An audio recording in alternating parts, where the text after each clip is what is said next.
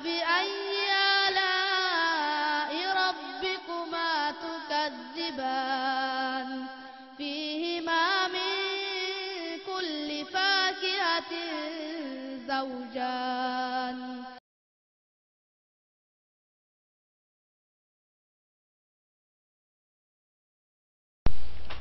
ബനു ഹറം ഗോത്രക്കാരിൽപ്പെട്ട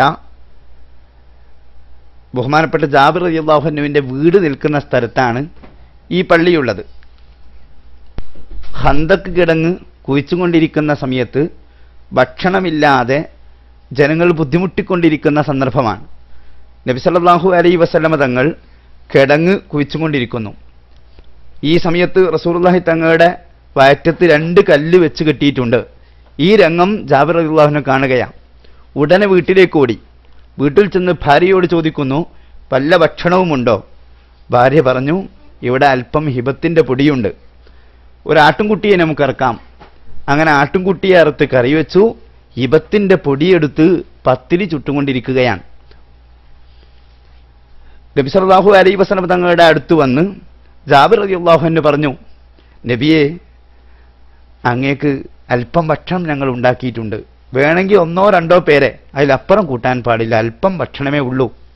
നബി സല്ലല്ലാഹു അലൈഹി വസല്ലം സ്വഭാവം കുറേ ആളുകളെ കൂട്ടാനാണ്. അതുകൊണ്ടാണ് പ്രത്യേകം അങ്ങനെ പറഞ്ഞിട്ടുള്ളത്.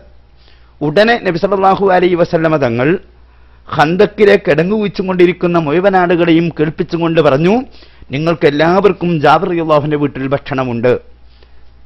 എന്നിട്ട് ജാബിർ റളിയല്ലാഹുവിനോട് പറഞ്ഞു, നീ പേടിക്കേണ്ടതില്ല, നീ വീട്ടിൽ ചെന്ന് പാത്രങ്ങൾ മൂടി വെക്കുക, ബാക്കി കാര്യം ഞാൻ ഏറ്റു. അങ്ങനെ ഹബീബ് റസൂലുള്ളാഹി സ്വല്ലല്ലാഹു അലൈഹി വസല്ലമ തങ്ങളും ആയിരക്കണക്കിന് സ്വഹാബത്ത് റളിയല്ലാഹു അൻഹും ഈ ഭക്ഷണം കഴിക്കാൻ വേണ്ടി വരുന്നു. 2-3 പേർക്കുള്ള ഭക്ഷണം കഴിക്കാൻ ആയിരക്കണക്കിന് ആളുകളാണ്. എന്നിട്ട് റസൂലുള്ളാഹി സ്വല്ലല്ലാഹു അലൈഹി വസല്ലമ തങ്ങൾ മൂടി തുറന്ന് ഈ ഭക്ഷണത്തിലേക്ക് നബിയുടെ ഉമനീരാക്കുകയാണ്. എന്നിട്ട് വിളമ്പാൻ പറഞ്ഞു. ആയിരക്കണക്കിന് സ്വഹാബത്ത് ഭക്ഷിച്ചിട്ടും ബാക്കി. സ്വഹാബാക്കൾ ഭക്ഷണം കഴിച്ചു പോകുമ്പോൾ റൊട്ടി ഇങ്ങനെ ചുട്ടുകൊണ്ടിരിക്കുകയാണ്. ജാബിർ റളിയല്ലാഹു അൻഹു പറയുകയാണ്, ഞങ്ങളും കുടുംബവും തിന്നിട്ട് ഭക്ഷണം ബാക്കിയുണ്ടായിരുന്നു എന്ന് ജാബിർ റളിയല്ലാഹു അൻഹു പറയുന്നു.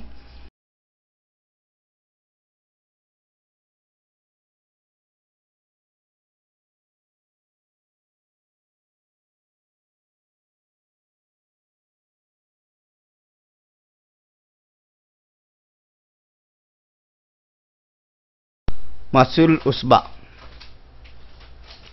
ഉസ്ബ കിണറും ഇതിൻ്റെ തൊട്ടടുത്തുണ്ട്. ഈ സ്ഥലം മസ്ജ് കുബയുടെ പടിഞ്ഞാറ് ഭാഗത്താണ് ഉള്ളത്, കുബയോടടുത്താണ്. മുഹാജിരീങ്ങളായ സ്വഹാബത്ത് റളിയല്ലാഹു അൻഹും നബിത്തങ്ങൾ ഹിജ്റ പോരുന്നതിന് മുമ്പ് പോന്നിട്ടുണ്ട്. അവർ ആദ്യമായി ഇറങ്ങിയത് ഈ ഉസ്ബയിലാണ്. ഇവിടെ വെച്ചും കൊണ്ട് ആ സ്വഹാബത്ത് നിസ്കാരം നടത്തുകയും ഇസ്ലാമിനെക്കുറിച്ച് പരിചയപ്പെടുത്തുന്ന ക്ലാസുകൾ നടത്തുകയും എല്ലാം ചെയ്തിട്ടുണ്ട്. ഈ പള്ളിയുടെ തൊട്ടടുത്ത് കാണുന്ന ഉസ്ബ കിണർ പേര് കേട്ടതും നബി സല്ലല്ലാഹു അലൈഹി വസല്ലമ തങ്ങളുടെ കാലത്ത് നബിക്കും സ്വഹാബത്തിനും ഇഷ്ടപ്പെട്ട നല്ല വെള്ളം ലഭിച്ചിരുന്നൊരു കിണറാണ്. ഈ കിണറും ഈ പള്ളിയും ബഹുമാനപ്പെട്ട ഉമർ ബിൻ അബ്ദുൽ അസീസ് റളിയല്ലാഹു അൻഹുവിൻ്റെ കാലത്ത് പുതുക്കിപ്പണിയുകയും അതിന് പ്രത്യേക സംരക്ഷണം ഏർപ്പെടുത്തുകയും ചെയ്തിട്ടുണ്ട്. നബി സല്ലല്ലാഹു അലൈഹി വസല്ലമയുടെ ആധാറുകളിൽ ഒന്നാണ് ഈ സ്ഥലം.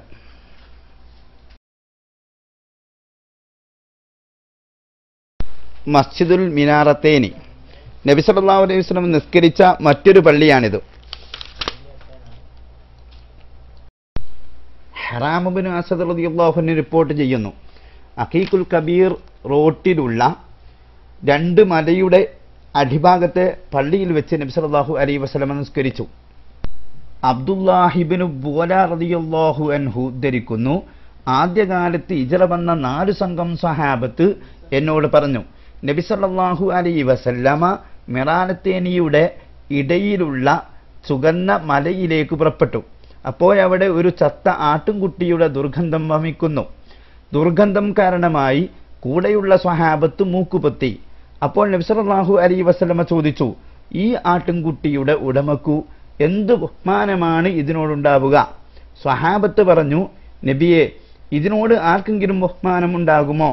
അപ്പോൾ നബി സല്ലല്ലാഹു അലൈഹി വസല്ലമ അരുളി, ഈ ആട്ടിൻകുട്ടിയുടെ ഉടമക്ക് ഇതിനോടുള്ള ബഹുമാനത്തേക്കാൾ നിസ്സാരമാണ് ദുനിയാവിന്റെ ഉടമസ്ഥനായ അള്ളാഹുവിന് ദുനിയാവിനോടുള്ള ബഹുമാനം.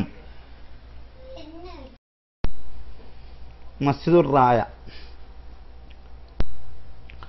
ദുബാബ് മല എന്ന പേരിൽ അറിയപ്പെടുന്ന റായത്ത് മലയിലാണ് ഈ പള്ളിയുള്ളത്.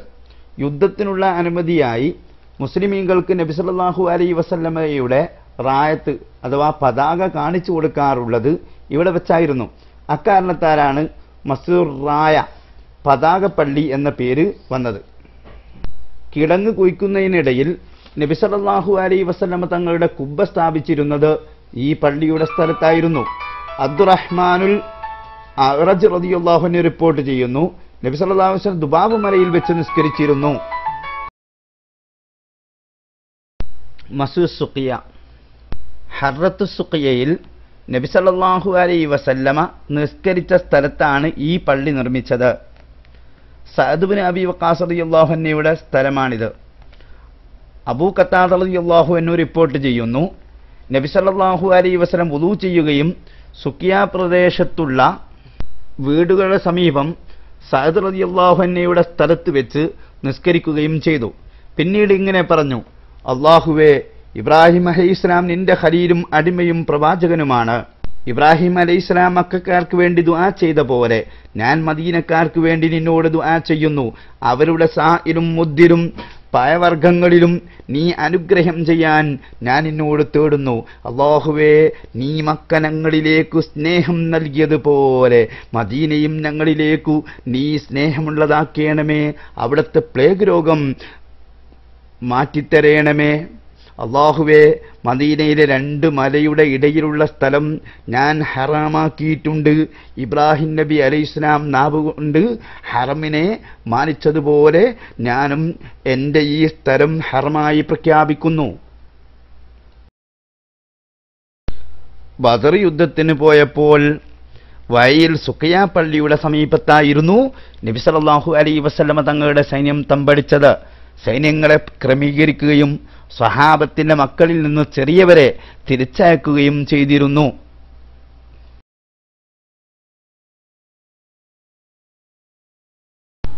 മസ്ജിദുൽ ഫസഹ്, ഉഹദ് മലയുടെ താഴ്ഭാഗത്ത് ഉള്ള ഒരു പള്ളിയാണ് മസ്ജിദുൽ ഫസഹ്. ഉഹദ് യുദ്ധം അവസാനിച്ചപ്പോൾ നബി സല്ലല്ലാഹു അലൈഹി വസല്ലമക്ക് മുറിവിയുടെ വേദനയും സ്വഹാബത്തിന് മറ്റ് വിഷമങ്ങളും അനുഭവപ്പെട്ടു. അന്നേരം നബി സല്ലല്ലാഹു അലൈഹി വസല്ലമ ളുഹറും അസറും ഇരുന്നാണ് ഈ പള്ളിയിൽ വെച്ച് നിസ്കരിച്ചത്. ജനങ്ങളും നബിയോടൊപ്പം ഇരുന്ന് നിസ്കരിച്ചു. പരിമിതി മൂലം മുസ്ലിമീങ്ങൾ നബിക്ക് ചുറ്റുമായി തിരക്ക് കൂട്ടുന്നുണ്ടായിരുന്നു. ഈ സന്ദർഭത്തിലാണ് പരിശുദ്ധ ഖുർആനിലെ ഈ ആയത്തിറങ്ങുന്നത്. യാ അയ്യുഹല്ലദീന ആമനു ഇദാ ഖീല ലക്കും തഫസ്സഹു ഫിൽ മജാലിസി ഫഫ്സഹു യഫ്സഹില്ലാഹു ലക്കും. സത്യവിശ്വാസികളെ, സദസ്സുകളിൽ വിശാലത ചെയ്യാൻ നിങ്ങളോട് ആവശ്യപ്പെട്ടാൽ നിങ്ങൾ വിശാലത ചെയ്തു കൊടുക്കണം, എങ്കിൽ അള്ളാഹു നിങ്ങൾക്ക് വിശാലത ചെയ്തു തരും. ഈ കാരണം കൊണ്ടാണ് മസ്ജിദുൽ ഫസഹ് എന്ന് പേര് വരാൻ കാരണം. ഉഹദ് യുദ്ധം നടന്ന പ്രദേശത്തെ മലഞ്ചെരുവിനാണ് ജിറാർ എന്ന് പറയുന്നത്. റാഫി ഇബ്നു ഖദീജ റളിയല്ലാഹു അൻഹു റിപ്പോർട്ട് ചെയ്യുന്നു, നബി സല്ലല്ലാഹു അലൈഹി വസല്ലമ ഉഹദിലെ ഷുഹബുൽ ജിറാറിലുള്ള ചെറിയ പള്ളിയിൽ വെച്ച് നിസ്കരിച്ചു. മലയോട് ചേർന്ന് നമ്മുടെ വലഭാഗത്താണ് ഈ പ്രസ്തുത പള്ളിയുള്ളത്. ഈ പള്ളിയിൽ നബി സല്ലല്ലാഹു അലൈഹി വസല്ലമ തങ്ങൾ വളരെ വിഷമത്തോടെ ഇരിക്കുന്നു. ശിരസിൽ നിന്നും മുഖത്തു നിന്നും ഉള്ള മുറികളിൽ നിന്ന് രക്തം ഇങ്ങനെ വാർന്നൊഴുകുന്നുണ്ടായിരുന്നു. സ്വഹാബാക്ക് തൊടാൻ പേടി. ഈ സമയത്താണ് ബഹുമാനപ്പെട്ട ഫാത്തിമ റളിയല്ലാഹു അൻഹ ഒരു നഴ്സിനെ പോലെ ഓടി വന്ന് നബി സല്ലല്ലാഹു അലൈഹി വസല്ലമ തങ്ങളുടെ മുഖത്തുള്ള രക്തമെല്ലാം ഒപ്പിയെടുത്ത് അവിടെ ഈത്തപ്പന ഓര ചുട്ടുകരിച്ച വെണ്ണീര് കൊണ്ട് നബി സല്ലല്ലാഹു അലൈഹി വസല്ലമയെ ചികിത്സിച്ചത് കാണാം. ആ സമയത്ത് രക്തമൊക്കെ നിന്ന് നബി തങ്ങളുടെ മുഖം പ്രകാശിക്കാൻ തുടങ്ങിയ സംഭവം ഇവിടെ രേഖപ്പെടുത്തി വെച്ചത് കാണാം. ഈ പള്ളി ഉമർ ബിൻ അബ്ദുൽ അസീസ് റളിയല്ലാഹു അൻഹുവിന്റെ കാലത്ത് കുബ്ബയോടുകൂടി അതിഭംഗിയാക്കി ഈ പള്ളിയെ പരിപാലിച്ചിരുന്നു. പിന്നീട് അത് നശിച്ചു പോയതാണ്. ഇപ്പോൾ ആ പള്ളിയുടെ മെഹ്റാബൊക്കെ അവിടെ ഇങ്ങനെ കാണാം. ബിൽഡിങ്ങിന്റെ അവശിഷ്ടങ്ങളൊക്കെ അവിടെയുണ്ട്. അത്രയേ ഉള്ളൂ. വലിയ പള്ളിയായിട്ട് അവിടെയില്ല, നിസ്കരിക്കാൻ സൗകര്യവും അവിടെയില്ല.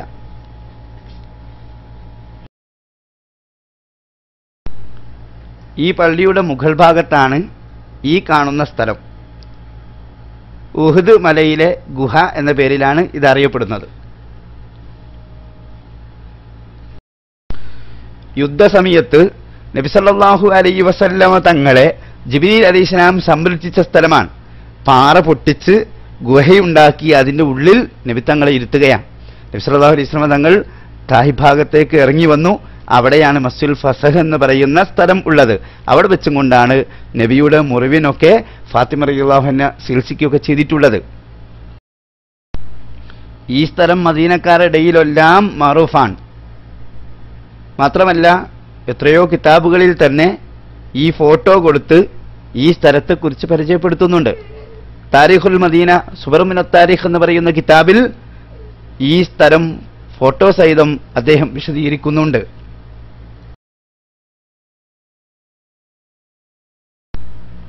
ഹജ്ജ് സന്ദർഭങ്ങളിലൊക്കെ ധാരാളം പേർ ഇവിടെ സന്ദർശിക്കുന്നത് എൻ്റെ ദൃഷ്ടിയിൽപ്പെട്ടിട്ടുണ്ട്.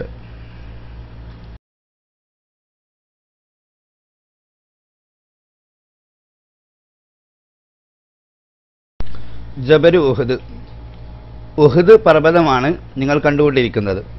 നബി സല്ലല്ലാഹു അലൈഹി വസല്ലം തങ്ങൾ പറഞ്ഞു, വനുഹിബ്ബുന വനുഹിബ്ബു, അതിനെ നാം സ്നേഹിക്കണം, അത് നമ്മെ സ്നേഹിക്കുന്നുണ്ടെന്ന് നബി സല്ലല്ലാഹു അലൈഹി വസല്ലം തങ്ങൾ പറയുന്നു. ഇത് ചുവന്ന ഒരു മലയാണ്. ഈ മലയുടെ നീളം 8 കിലോമീറ്ററാണ്, വീതി 3 കിലോമീറ്ററും ആണ്. ഈ മലയിൽ നബി സല്ലല്ലാഹു അലൈഹി വസല്ലം തങ്ങൾ കയറിയിട്ടുണ്ട്. കൂടെ സിദ്ദീഖുൽ അക്ബർ റളിയല്ലാഹു അൻഹു, ഉമർ ഇബ്നുൽ ഖത്താബ് റളിയല്ലാഹു അൻഹു, ഉസ്മാൻ ഇബ്നു അഫ്ഫാൻ റളിയല്ലാഹു അൻഹും ഉണ്ടായിരുന്നു. ആ സമയത്ത് ഈ മരക്കൊരു കുരുക്കം, ഭൂമിയൊരുക്കമാണ്. ആ സമയത്ത് റസൂലുള്ളാഹി തങ്ങൾ ഈ മലയെ ഒന്ന് ചവിട്ടിയിട്ട് മലയോട് ചോദിക്കുകയാ, അല്ല മലയെ, നീ എന്തിനാ കുരുങ്ങുന്നത്? നിന്റെ മുകളിൽ ഒരു നബിയും ഒരു സിദ്ദീഖും 2 ശുഹദാ ഉണ്ടായിരിക്കെ നീ കുരുങ്ങണോ?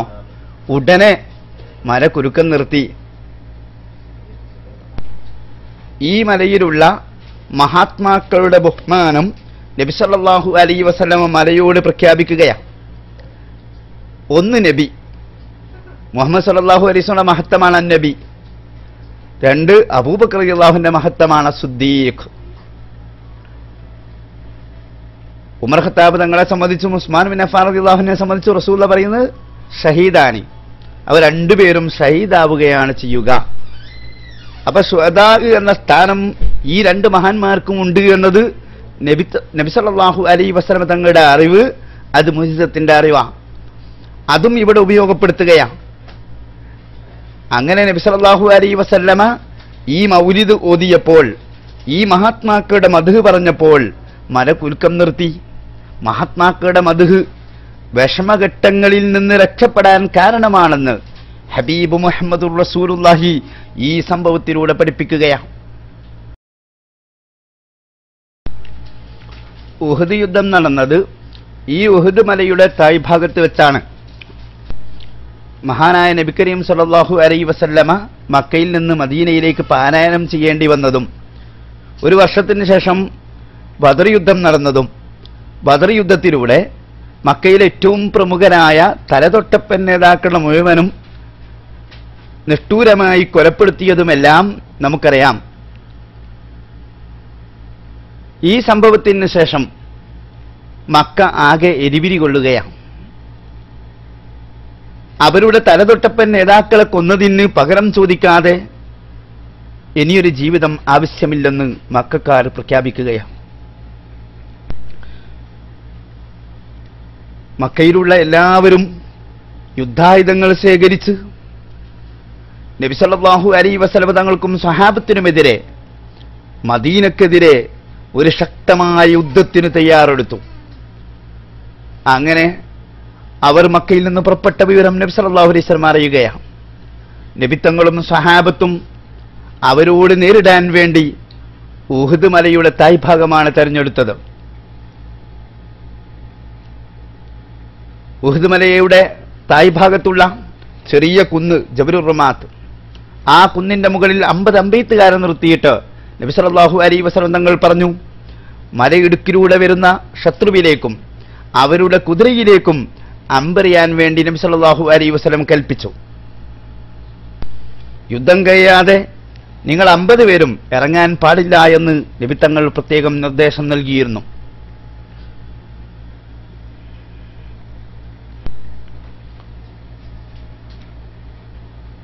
നബി സല്ലല്ലാഹു അലൈഹി വസല്ലമ സ്വീകരിച്ച ഈ യുദ്ധതന്ത്രം ശത്രുക്കൾക്ക് പിടിച്ചു നിൽക്കാൻ സാധിച്ചില്ല. ഈ ചെറിയ കുന്നിന്റെ മുകളിൽ നിന്ന് വരുന്ന ഏറ് അതിൽ പിടിച്ചു നിൽക്കാൻ കഴിയാതെ ശത്രുക്കൾ നെട്ടോട്ടമോടുകയാണ്.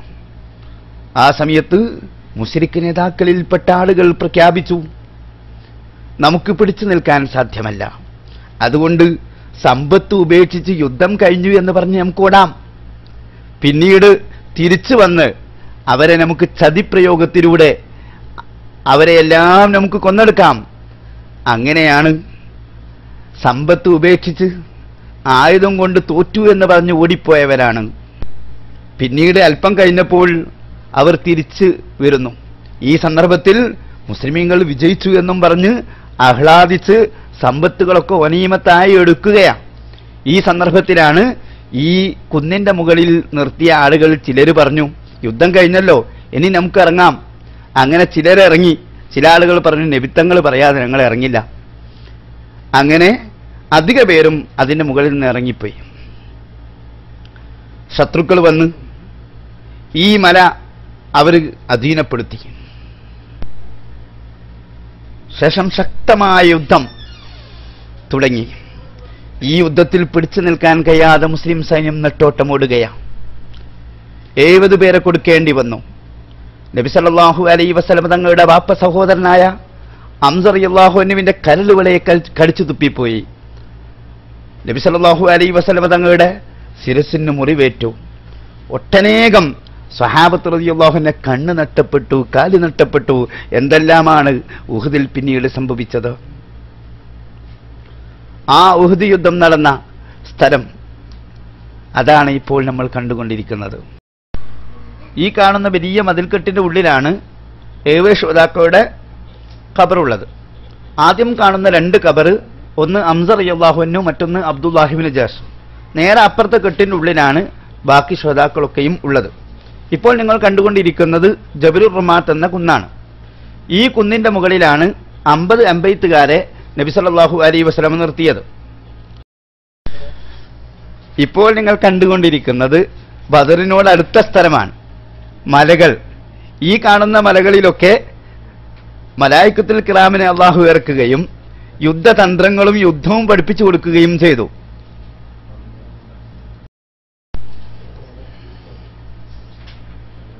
ഇപ്പോൾ നിങ്ങൾ കാണാൻ പോകുന്നത് മസ്ജിദ് അരീഷ് എന്ന് പറയുന്ന പള്ളിയാണ്. അരീഷ് എന്നാൽ പന്തൽ എന്നാണ് അർത്ഥം. യുദ്ധം നടക്കുന്ന സമയത്ത് നബി സല്ലല്ലാഹു അലൈഹി വസല്ലം തങ്ങൾക്ക് ഇവിടെ ഒരു പന്തലായിരുന്നു. ആ പന്തലിന്റെ ചുവട്ടിൽ വെച്ചുള്ള ദുആക്ക് ഇജാബത്ത് കിട്ടിയിട്ടാണ് ബദറിൽ വിജയം സംഭവിച്ചത്. ബദറിലെ ഖബർസ്ഥാനിയാണ് നിങ്ങൾ കണ്ടുകൊണ്ടിരിക്കുന്നത്. ബഹുമാനപ്പെട്ട ബദർ ശുഹദാക്കളെ മറവ് ചെയ്തത് ഇവിടെയാണ്. ഇവിടെ നിങ്ങൾക്കൊരു പാറക്കെട്ട് കാണാം. ഈ പാറക്കെട്ടിന്റെ തായ് ഭാഗത്ത് ഈ കെട്ടിന്റെ ഉള്ളിലാണ് 13 ശുഹദാക്കളെ മറവ് ചെയ്തിട്ടുള്ളത്. ഇപ്പോൾ ഈ കെട്ട് പൊളിച്ചു പോയിട്ടുണ്ട്.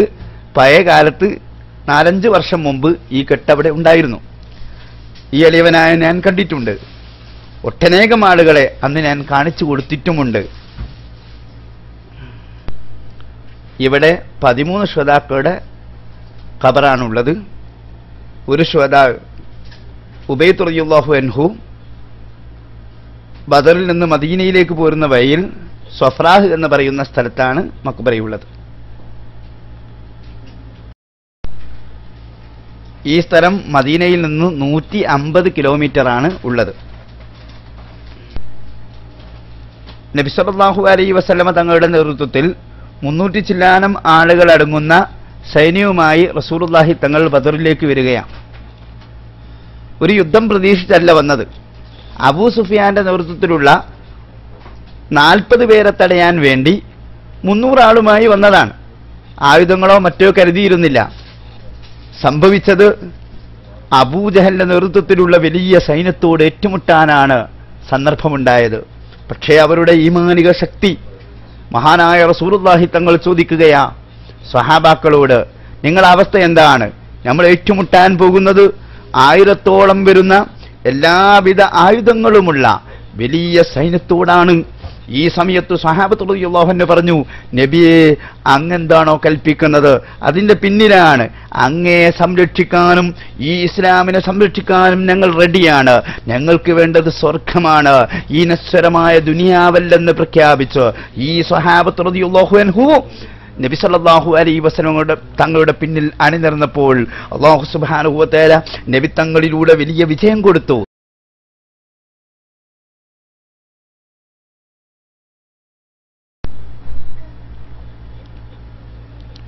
ഇവിടെ നിങ്ങൾക്ക് ഒരു സ്ഫടികം കാണാം. ആ സ്ഫടികത്തിൽ 14 ശ്രോതാക്കളുടെ പേരെഴുതി വെച്ചിട്ടുണ്ട്. ബദറിലെ ഏറ്റവും നല്ല കാഴ്ചയാണിത്. സബ മസാജിദ് എന്ന സ്ഥലമാണിത്. പഴയ കാലത്ത് 7 പള്ളികൾ ഉണ്ടായിരുന്നു. അതിൻ്റെ ചിത്രമാണ് നിങ്ങൾ കണ്ടുകൊണ്ടിരിക്കുന്നത്. അതുകൊണ്ടാണ് ഈ സ്ഥലത്തിന് സബു മസാജിദ് എന്ന് പേര് വരാൻ കാരണം. ഖന്തക്ക് യുദ്ധം നടന്ന സ്ഥലമാണ്. ആ സ്ഥലത്തിലെ ഏറ്റവും പ്രധാനപ്പെട്ട പള്ളിയാണ് മസ്ജിദുൽ ഫതഹ്. പ്രതിസന്ധി പ്രയാസ സമയത്ത് നബി സല്ലല്ലാഹു അലൈഹി വസല്ലം തങ്ങൾക്ക് ദുആക്ക് ഇജാബത്ത് കിട്ടിയ മസ്ജിദുൽ ഫതഹ് എന്ന് പറയുന്ന പള്ളിയാണ് നിങ്ങൾ കണ്ടുകൊണ്ടിരിക്കുന്നത്.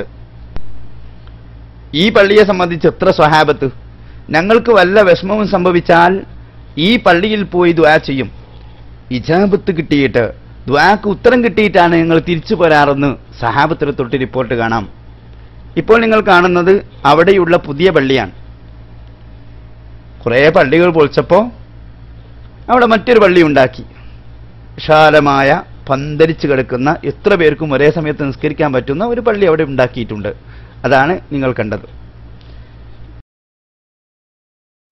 ഇപ്പോൾ നിങ്ങൾ കണ്ടുകൊണ്ടിരിക്കുന്നത് സൽഹ് പർവ്വതമാണ്. ഈ സൽഹ് പർവ്വതത്തിന്റെ ഇത്തൽക്കൽ നബി സല്ലല്ലാഹു അലൈഹി വസല്ലം തങ്ങളുടെ പള്ളിയുണ്ട്, മസ്ജിദുൽ ഫതഹ്.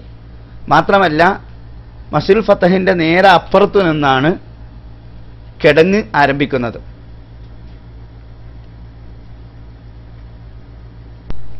കിടങ്ങിന്റെ നീളം 3000 കിലോമീറ്റർ, വീതി 10 മീറ്റർ, ആയം 7 മീറ്റർ. ഇത്രയും വരുന്ന ആയക്കിടങ്ങാണ് ഇവിടെ കുഴിച്ചിട്ടുള്ളത്. ഈ കാണുന്ന ചെറിയ പള്ളി മസ്ജിദ് സൽമാനുൽ ഫാരിസി. സൽമാനുൽ ഫാരിസിയുടെ പേരിലാണ് ഈ പള്ളി അറിയപ്പെടുന്നത്.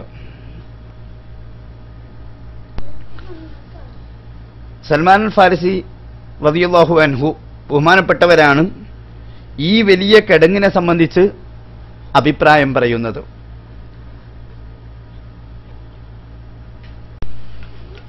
ഇവിടെ 7 പള്ളികൾ ഉണ്ടായിരുന്നു. ഇപ്പോൾ അതൊന്നും കാണുന്നില്ല. ഇപ്പോൾ അവശേഷിക്കുന്നത് മസ്ജിദുൽ ഫതഹ്, മസ്ജിദ് സൽമാനുൽ ഫാരിസി, മസ്ജിദ് ഉമർ ഇബ്നുൽ ഖത്താബ് റളിയല്ലാഹു അൻഹു. ഇത്രയും പള്ളികൾ ഇവിടെ വരാൻ കാരണം യുദ്ധം നടക്കുന്ന സമയത്ത് കുറെ നേതാക്കളുടെ കീഴിലായി ആളുകളെ നിയമിച്ചു. യുദ്ധം നിയന്ത്രിക്കാനും കിടങ്ങു വയ്ക്കാനും ഉള്ള സൗകര്യത്തിനാണ് ഇങ്ങനെ ചെയ്തിട്ടുള്ളത്. ഉമർ റളിയല്ലാഹുവിന്റെ കീഴിൽ കുറെ ആളുകൾ, സൽമാൻ ഫാരിസ് റളിയല്ലാഹുവിന്റെ കീഴിൽ കുറെ ആളുകൾ, സഅദ് ഇബ്നു മുആദ് റളിയല്ലാഹുവിന്റെ കീഴിൽ കുറെ ആളുകൾ. ഇങ്ങനെ ആളുകളെ വേർതിരിച്ചു. ആ നേതാക്കളാണ് അവർക്ക് നിസ്കാരത്തിനുമൊക്കെ നേതൃത്വം വഹിക്കാറ്. അതുകൊണ്ടാണ് ഈ പള്ളിക്കൊക്കെ മസ്ജിദ് സൽമാൻ ഫാരിസി, മസ്ജിദ് ഉമർ ഖത്താബ് റളിയല്ലാഹുവിനൊക്കെ പേര് വരാനുള്ള കാരണം. ബീർ റൂമ, ബീർ ഉസ്മാൻ എന്നും പറയും. നബിയും സ്വഹാബത്തും മദീനത്തെത്തിയ ഉടനെ ശുദ്ധമായ വെള്ളം എവിടെയും ലഭിക്കാനുണ്ടായിരുന്നില്ല. ശുദ്ധമായ വെള്ളം ലഭിക്കുന്ന ഒരു കിണറായിരുന്നു ബീർ റൂമ. നബി സല്ലല്ലാഹു അലൈഹി വസല്ലം തങ്ങൾ പറഞ്ഞു, ഈ കിണർ മുസ്ലിമീങ്ങൾക്ക് വാങ്ങിത്തരുന്നവർക്ക് ഞാൻ സ്വർഗം നൽകാമെന്ന് പറഞ്ഞു. ഉടനെ ഉസ്മാൻ റളിയല്ലാഹു അൻഹു പുറപ്പെട്ടു. സ്വർഗം സമ്പാദിക്കാൻ ഈ യഹൂദിൻ്റെ അടുത്തേക്ക്. യഹൂദിയോട് ചോദിച്ചു, ഈ കിണർ എനിക്ക് വിൽക്കുമോ? യഹൂദി പറഞ്ഞു, ഒരിക്കലും വിൽക്കില്ല. അവസാനം സംസാരിച്ച് ചോദിക്കുന്നു, പകുതി വിൽക്കുമെന്ന്. അതെങ്ങനെയാ പകുതി വിൽക്കുന്നത്? യഹൂദി ചോദിച്ചു. ഉസ്മാൻ റളിയല്ലാഹു അൻഹു പറഞ്ഞു, ഇന്ന് ഞാൻ ഉപയോഗിച്ചു കൊള്ളാം, നാളെ നീയും. ഉടനെ യഹൂദിക്ക് സന്തോഷമായി. അവൻ്റെ തോട്ടം നനക്കാൻ ഒരു ദിവസം കിട്ടിയാൽ മതി, പിറ്റേന്ന് കിട്ടിക്കൊള്ളണമെന്നില്ല. അദ്ദേഹം പറഞ്ഞു, എന്നാൽ ഞാൻ വിറ്റു പകുതി. അങ്ങനെ പകുതി ഉസ്മാൻ റളിയല്ലാഹു അൻഹു അത് വാങ്ങുകയും അത് മുസ്ലിങ്ങൾക്ക് ദാനം ചെയ്യുകയും ചെയ്തു.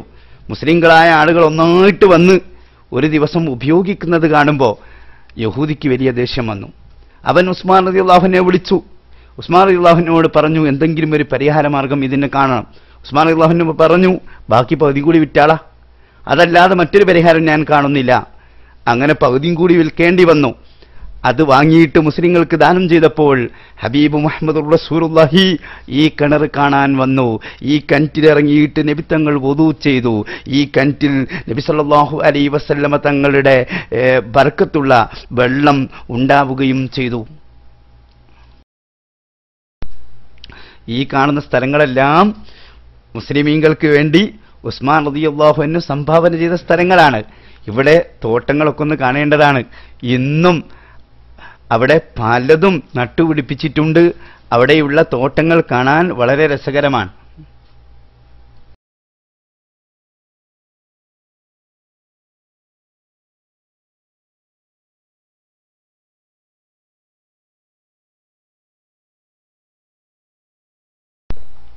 മദീനയിൽ നിന്ന് തരീഖ് ഉയൂനിലൂടെ പോയാൽ തരീഖ് ഉയൂന് കഴിയുന്ന സ്ഥലത്ത് ഒരു സ്ഥലമുണ്ട്. ആകർഷണ സ്ഥലമാണ്. ഈ സ്ഥലത്തിന് ഒട്ടനേകം പ്രത്യേകതകൾ ഉണ്ട്. ഞങ്ങൾ ഈ സ്ഥലത്ത് കാറുമായി എത്തിയ ചിത്രമാണ് നിങ്ങൾ കാണുന്നത്. കാറ് ഒരു കയറ്റത്തിൽ തായ്ഭാഗത്ത് നിർത്തിയപ്പോൾ ബേക്കോട്ട് ആ കാറ് തനിയെ കയറിപ്പോകുന്ന രംഗമാണ് നിങ്ങൾ കാണുന്നത്. ന്യൂട്രലാണ് ആ കാറ് കയറിപ്പോകുന്നത്. ഒരു മഹാ അത്ഭുതമാണ് ഞങ്ങൾക്കവിടെ കാണാൻ സാധിച്ചത്. 130 സ്പീഡിൽ നടന്ന സ്ഥലത്തിലൂടെ ന്യൂട്രലിൽ തന്നെ വാഹനം സഞ്ചരിക്കുകയാണ്.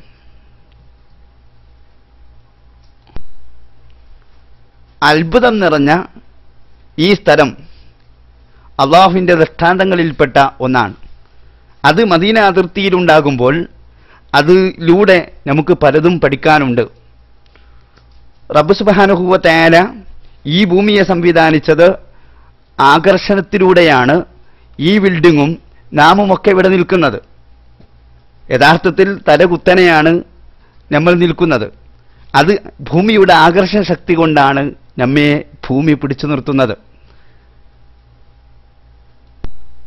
ഈ വസ്തുതയിലേക്ക് വിരൽ ചൂണ്ടുന്ന ഒരു സ്ഥലമായിട്ടാണ് ഞങ്ങൾക്കതിനെ കാണാൻ സാധിച്ചത്. ഞങ്ങൾ കൂടെയുള്ള ആളുകളൊക്കെ അത്ഭുതത്തോടെ മാഷാ അല്ലാഹ്, അള്ളാഹുവിൻ്റെ വല്ലാത്തൊരു കുദ്റത്തെന്ന് പറഞ്ഞ് അള്ളാഹുവിൻ്റെ കൈവിനെ സംബന്ധിച്ച് ചിന്തിച്ചു പോയിട്ടുണ്ട്. ബീർ വറസ് നബി സല്ലല്ലാഹു അലൈഹി വസല്ലമ തങ്ങൾ അങ്ങേയറ്റം ഇഷ്ടപ്പെട്ടിരുന്ന ഒരു കിണറാണ്. ഈ കിണറ്റിലെ വെള്ളം പലപ്പോഴായി റസൂലുള്ളാഹി ചോദിച്ചു വാങ്ങാറുണ്ട്. നബി സല്ലല്ലാഹു അലൈഹി വസല്ലമ തങ്ങൾക്ക് ഒരു ചെറുതേൻ പാരിതോഷികമായി കിട്ടിയപ്പോൾ ഈ കിണറ്റിൽ ഒഴിച്ചിട്ടുണ്ട്. നബി സല്ലല്ലാഹു അലൈഹി വസല്ലമ തങ്ങളുടെ ജനാസ കുളിപ്പിക്കാൻ വേണ്ടി നബി തങ്ങളെ നിർദ്ദേശിച്ചത് ഈ വെള്ളമായിരുന്നു. ഈ കിണറ്റിലെ വെള്ളം കൊണ്ട് വേണം എന്നെ കുളിപ്പിക്കാനെന്ന് റസൂലുള്ളാഹി തങ്ങൾ നിർദ്ദേശിച്ചിരുന്നു. ഈ കാണുന്ന സ്ഥലമാണ് തുറാബുസ് ശിഫ. ഖൈസ് റളിയല്ലാഹു അൻഹുവിന് ശരീരത്തിൽ പ്രത്യേകമായ ഒരു രോഗം പിടിപെട്ടപ്പോൾ അഷ്റഫുൽ ഖൽഖ് സ്വല്ലല്ലാഹു അലൈഹി വസല്ലമ ഈ സ്ഥലത്തുള്ള മണ്ണെടുത്തിട്ട് ഖൈസ് റളിയല്ലാഹു അൻഹുവിനെ ചികിത്സിച്ചു. ഉടനെ തന്നെ ഭേദമായിട്ടുണ്ട്. ഈ സ്ഥലത്തിന് ആണ് തുറാബുസ് ശിഫ എന്ന് പറയുന്നത്. ഇവിടെ വലിയൊരു ചാലായിരുന്നു. ആ ചാലിൽ ഉള്ള മണ്ണിനായിരുന്നു പ്രത്യേകത ഉണ്ടായിരുന്നത്. ഇപ്പോൾ അതവിടെ ഇല്ല. അത് മറ്റ് മണ്ണുകൾ കൊണ്ടുവന്ന് തൂർക്കുകയും തന്നെയുമല്ല അതിൻ്റെ താഴ്ഭാഗത്ത് വലിയ ടാങ്കാണ്. അങ്ങ് ഹറം ഭാഗത്ത് നിന്ന് വരുന്ന കട്ടർ വെള്ളമെല്ലാം ഈ സ്ഥലത്താണ് ഇപ്പോൾ ശേഖരിക്കുന്നത്. ഇപ്പോൾ നിങ്ങൾ കണ്ടുകൊണ്ടിരിക്കുന്നത് മദീനയിലെ മ്യൂസിയമാണ്. മാഷാ അല്ലാഹ്, ഈ മ്യൂസിയത്തിൽ ഞാൻ ഇതുവരെ അവതരിപ്പിച്ച എല്ലാ പള്ളിയെ സംബന്ധിച്ചും ഉള്ള വിവരണങ്ങൾ ഈ മ്യൂസിയത്തിലുണ്ട്. മഹാനായ നബി കരീം സല്ലല്ലാഹു അലൈഹി വസല്ലമ അങ്ങ് മക്കയിൽ നിന്ന് മദീന വരെ ഹിജ്റ പോകുന്ന വഴി വരെ അവിടെ ചൂണ്ടിക്കാണിക്കുന്നുണ്ട്. ആ മ്യൂസിയം ഒരു മുതലാണ്. മദീനത്തെത്തുന്ന ഏതൊരാളും കാണേണ്ടതാണെന്ന് ഞാൻ ഈ സന്ദർഭത്തിൽ ഓർമ്മപ്പെടുത്തുകയാണ്. മദീനയെ സംബന്ധിച്ച്, മക്കയെ സംബന്ധിച്ച് പഠിക്കാൻ ആഗ്രഹിക്കുന്നവർ ഈ മ്യൂസിയത്തിലൊന്ന് പോകണം. അവിടെ നിങ്ങൾക്കെല്ലാം പഠിക്കാം. ഹബീബ് സല്ലല്ലാഹു അലൈഹി വസല്ലമ തങ്ങളുടെ ഹദ്റത്തിനെ സംബന്ധിച്ച് അവിടെ നിന്ന് നിസ്കരിച്ച പള്ളികളൊക്കെയും രേഖപ്പെടുത്തി വെച്ചിട്ടുണ്ട്. നബി സല്ലല്ലാഹു അലൈഹി വസല്ലമ തങ്ങൾ നിസ്കരിക്കുകയും നബി തങ്ങൾ രാപ്പാർക്കുകയും നബി സല്ലല്ലാഹു അലൈഹി വസല്ലമ തൊടുകയും ചെയ്തതൊക്കെയും അവിടെയുണ്ട്. റസൂലുള്ളാഹിയുമായി ബന്ധപ്പെട്ട സർവ്വതും അവിടെ രേഖപ്പെടുത്തി അടയാളപ്പെടുത്തി പരിചയപ്പെടുത്തുന്ന ഈ മ്യൂസിയം ഒന്ന് കാണേണ്ടത് തന്നെയാണ്. ആസാറുകളാണ് അവിടെ ഉള്ളതെല്ലാം. പഴയ കാലങ്ങളിലുള്ള ഒരുപാട് ദൃശ്യങ്ങളൊക്കെയും അവിടെ നിങ്ങൾക്ക് കാണാം. പഴയ കാലത്തുള്ള കഅബാലയത്തിന്റെ ചിത്രങ്ങളെല്ലാം അവിടെയുണ്ട്. പഴയ കാലങ്ങളിൽ നബി സല്ലല്ലാഹു അലൈഹി വസല്ലമ തങ്ങളുടെ റൗളയും മറ്റും പകർത്തിയിരുന്ന, കഅബാലയത്തിലെ ദൃശ്യങ്ങൾ പകർത്തിയിരുന്ന ക്യാമറകളെല്ലാം അവിടെ സൂക്ഷിപ്പുണ്ട്. എത്രയോ വർഷങ്ങൾക്ക് മുമ്പുള്ള ക്യാമറകൾ അവിടെ നിങ്ങൾക്ക് കാണാം. അതുപോലെ മസ്ജിദ് അബൂദർ തുടങ്ങിയ തൊട്ടടുത്തുള്ള എല്ലാ പള്ളിയും അവിടെ പരിചയപ്പെടുത്തുന്നു. നബി സല്ലല്ലാഹു അലൈഹി വസല്ലമ തങ്ങളുടെ നിസ്കാരം കൊണ്ട് അറിയപ്പെട്ട പള്ളികളൊക്കെ അവിടെ പരിചയപ്പെടുത്തുന്നു. മാത്രമല്ല ജന്നത്തുൽ ബഖീന്റെ ദൃശ്യമൊക്കെ ഒന്ന് കാണേണ്ടത് തന്നെയാണ്. എല്ലാ മഹാന്മാരുടെയും ഖബർ അടയാളപ്പെടുത്തി പഠിപ്പിക്കുന്ന ചിത്രങ്ങൾ വരെ അവിടെയുണ്ട്.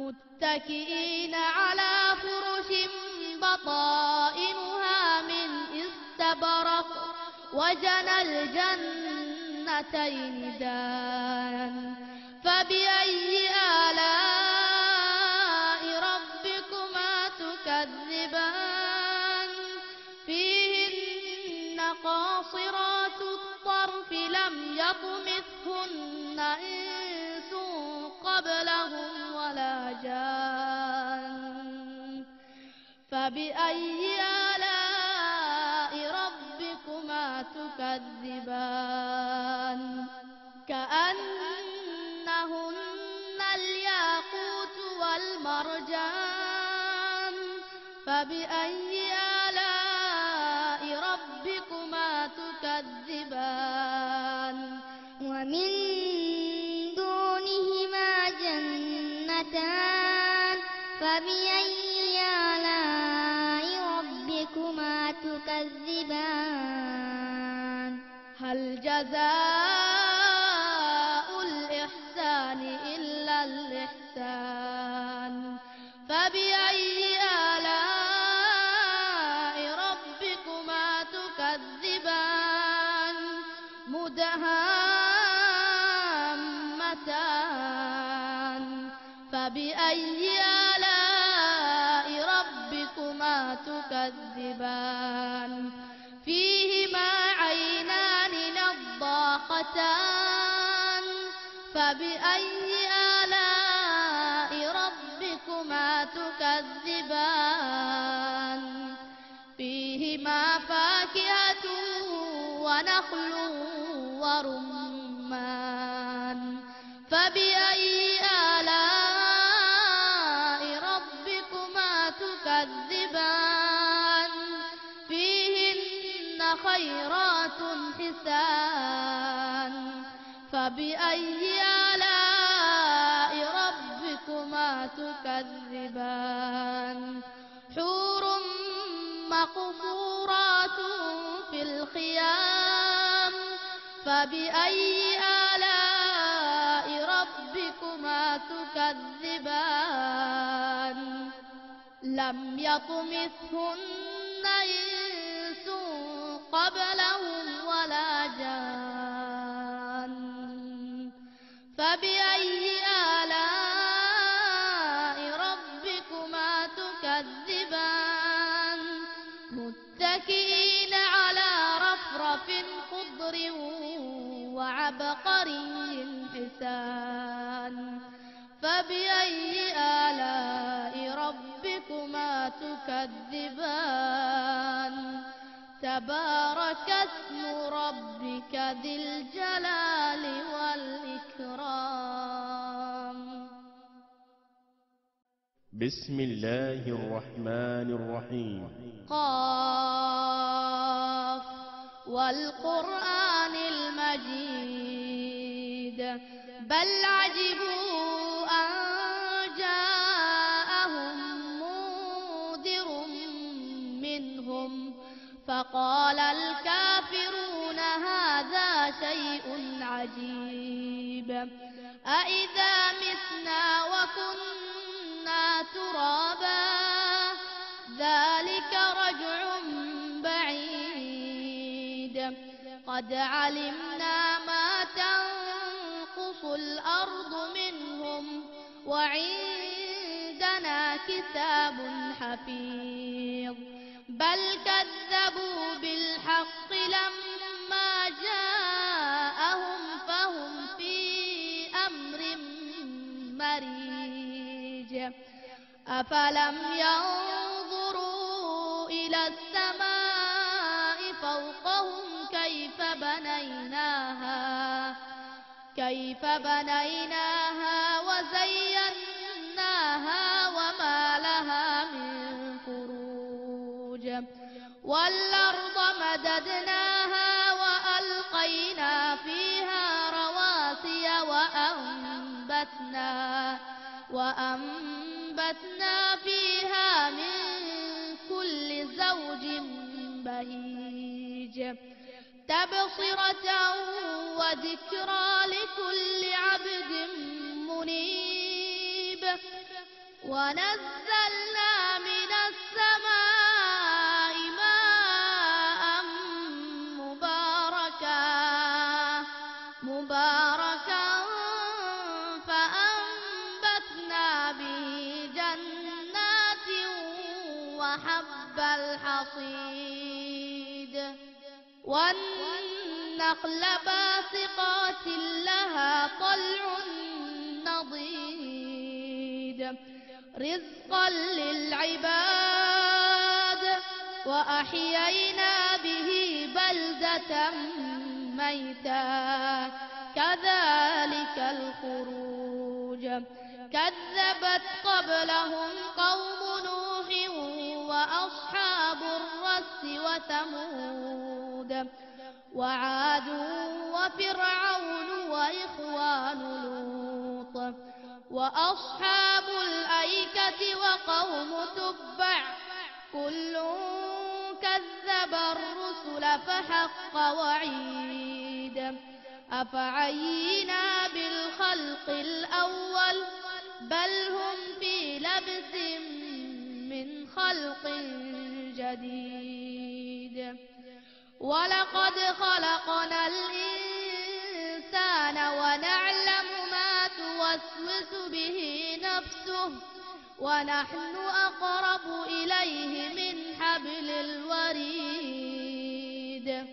إذ يتلقى المتلقيان عن اليمين وعن الشمال قعيد ما يلفظ من قول إلا لديه رقيب عتيد وجاءت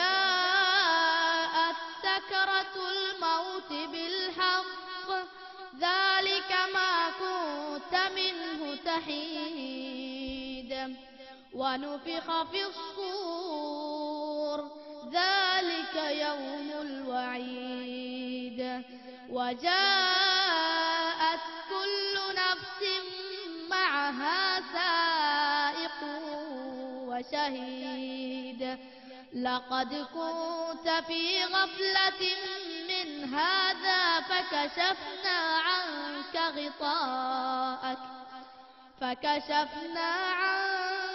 غطاءك فبصرك اليوم حديد وقال قرينه هذا ما لدي عتيد ألقيا في جهنم كل كفار عنيد مناع للخير معتد مريب الذي جعل مع الله إلها آخر فألقياه في العذاب الشديد قال قرينه ربنا ما أطغيته ولكن كان في ضلال بعيد قال لا تختصموا لدي وقد قدمت إليكم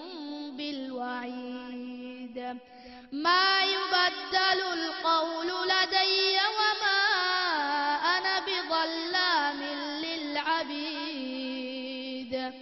يوم نقول لجهنم هل امتلأت وتقول هل من مزيد وأزلفت الجنة للمتقين غير بعيد هذا ما توعدون لكل أواب حفيظ من خشي الرحمن بالغيب وجاء بقلب منيب ادخلوها بسلام ذلك يوم الخلود لهم ما يشاءون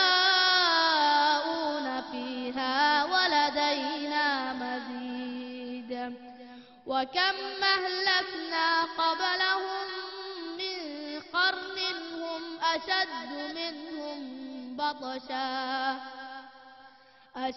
منهم بطشا فنقبوا في البلاد هل من محيص إن في ذلك لذكرى لمن كان له قلب أو ألقى السمع وهو شهيد ولقد خلقنا السماوات والأرض وما بينهما في 6 أيام وما مسنا من لغوب فاصبر على ما يقولون